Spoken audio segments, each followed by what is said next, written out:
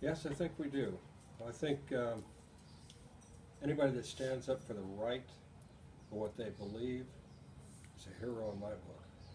We also have quite a few people that are serving our country now that can be classified as heroes. Also, men that are on call at any moment to risk their lives, like the police and the firemen, and firewomen for that matter. They're on, they're my heroes. You know, I've been thinking about that. When I was a kid, school was a trial for me. It never went fast enough until I got to about the fourth grade. And I had a woman teacher by the name of Cronkite, Mrs. Cronkite. Mrs. Cronkite was a special person. She brought the world alive for me. Most people my age know who Walter Cronkite was. He was a famous newscaster and frontline World War II broadcaster. And wherever he was in the world, he sent back artifacts from that area of the world to his sister, which she in turn shared with us in our class. And it just brought the world alive. She was great. Great woman, inspirational, and it really changed my direction on education.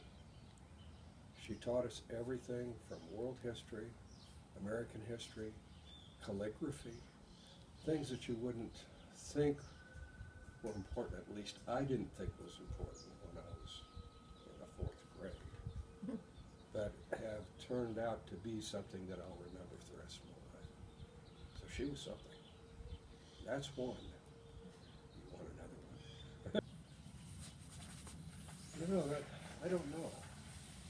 It's something we should remember and should be brought up and taught. As far as setting aside a specific day, I think they need to be remembered on a regular basis, not just once a year. You know, there hasn't been a lot of emphasis on recording great women in American education, but you think back, at least over my lifetime, 99% of my teachers were women. And most of them were really, really top-notch. They were really good. They seemed to have the empathy to put up with children, where men don't necessarily have that ability to do it. I didn't start running into male teachers until I was basically in college and in medical school. Then I started running into male teachers. But these men were men of experience in the field that I was studying. So I guess I've got kind of a slanted view of education in general because of the education that I got. Mm-hmm. I can see that changing. When I went into business, I saw a lot of women in business that had come up from the bottom just like the men did and were earning their way quite well. And some of the businesses that I dealt with were very progressive. In other words, they paid the women the same as they did the men, according to their ability and according to their education. That was unusual in the 60s and 70s, not so much now. I see it beginning to evolve to where it's equalizing. When it was starting, and even sometimes now, depending on where you are, I think it has a lot to do with the social atmosphere of where you are. Now, if you were raised in the South like I was, women were good for one thing, and that was it. But as the society begins to switch from an agrarian society to a cityfied society, if you will, you can see where women are brought up in the estimation of the general public. So I think it depends on where you were raised, what part of the country, and the attitude of the area that you were raised in. as to the attitude of education toward women.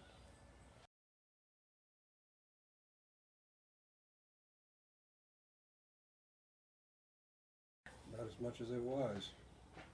And again, it depends on where you are Mm-hmm. in the country. Racism was it was a major problem in the South where I came from. It was a major problem. But I can see that beginning to change. We got a long way to go. Long way to go. But the fact that we as a general public have elected the first black man ever to hold office, whether he was any good at it or not, doesn't really make any difference. The fact that he was accepted as President of the United States says a lot. Something I never thought I'd ever see in my entire life. So, the only way it promotes racism is by not discussing it, not recognizing it for what it is and what it was. That would be the only way I can see, in my opinion, that it would promote racism.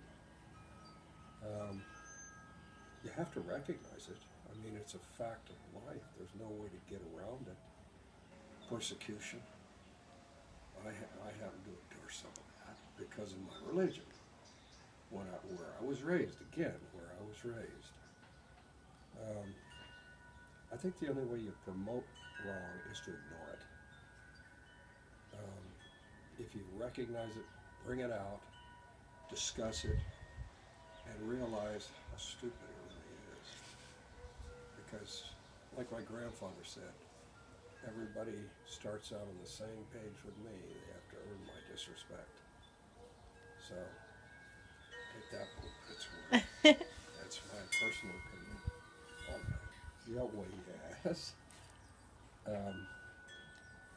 I don't know if this is the venue to say that I'm a Mormon, but I was raised a Mormon in the Midwest and in the South. And we were put in slots. My best friends were Jewish and Negro and Mexican and Catholic, which was considered the minority in the area that I was raised in.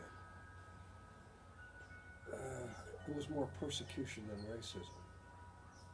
We were treated basically the same when people found out who we were and what we stood for as the black people were treated. A black person is instantly recognized as a minority because of the color of their skin. If you just take the color of their skin in consideration and nothing else, you've got problems. Some of the greatest men I've ever known, both morally and financially and any other way you want to name it, were black people. Great people. Again, going back to some of the businesses I was in, some of the most intelligent leaders of any were of the black race. And they were perfectly capable, just like anybody else. They were perfectly capable. It's education's place to help them rise to the top, just like anybody else. So, no, the teachers never. That never came up. That's good. Because there were so many different people, different races that went to school with me. That never really came up, and even the inference of it never came up. As far as the children were concerned, depended on who they were raised by as to whether they had an opinion or not. No, absolutely not. Henry Ford's a good example. Henry Ford made Americans. That was his idea. He wanted everybody to speak the same language, believe in the same things, and work as a unit. That's what this country is all about. We need to work as a unit. We don't need to factionalize. We don't need to separate ourselves because of color or language or origin. This is the melting pot of the world. This is what it should be.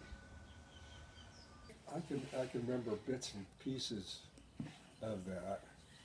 I didn't really get into American government until I was a little bit older. Yeah. American history and American government. But there were men. When I was a kid, there was no television. It was radio, and you sat there and you were glued to the radio. Walter Cronkite.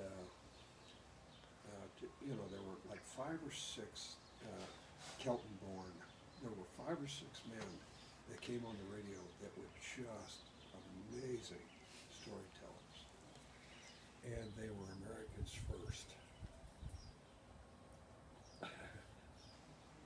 As far as the differences in government between socialism, communism, and so forth, they all have their good points. They all have their good points.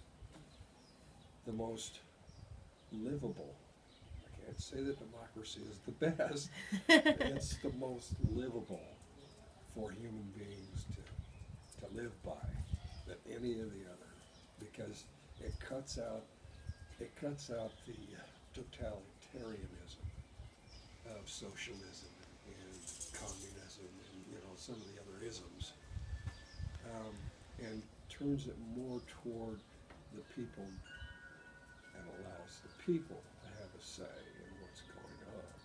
There's good and bad to that, just like there is in any other form of government.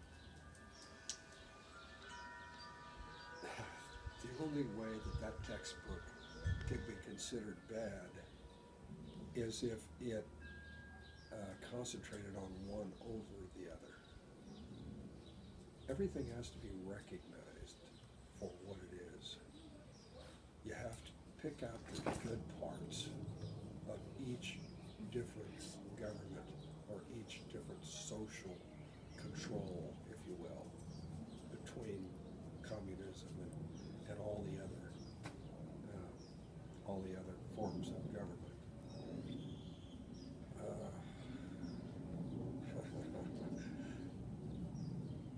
The only way to educate your children, in my opinion, is to let them see and make their own choice as to what's best. Discuss each one for its good and its bad. And go down the line.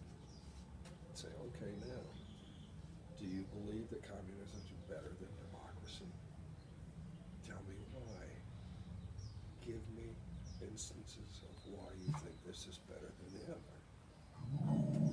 And let them make their own decisions.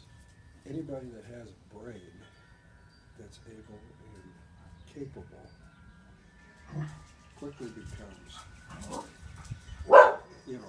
course, whenever the Father comes to the earth and runs the show, there's the perfect one. There's the perfect one. But anybody that has a brain can figure out, okay, this has more, democracy has more going for it than the others. Uh-huh. But you gotta present them all. You really do. In order to make a decision. That's what we're put here to do. We were put here to decide for ourselves how to live our lives. What matters. Mm-hmm. And if you don't know the difference one from the other, how can you make a decision? You've got to have education to make a decision. I think one of the big areas that we're falling down on, as far as education is concerned, is history. If you ignore history, you're doomed to repeat it.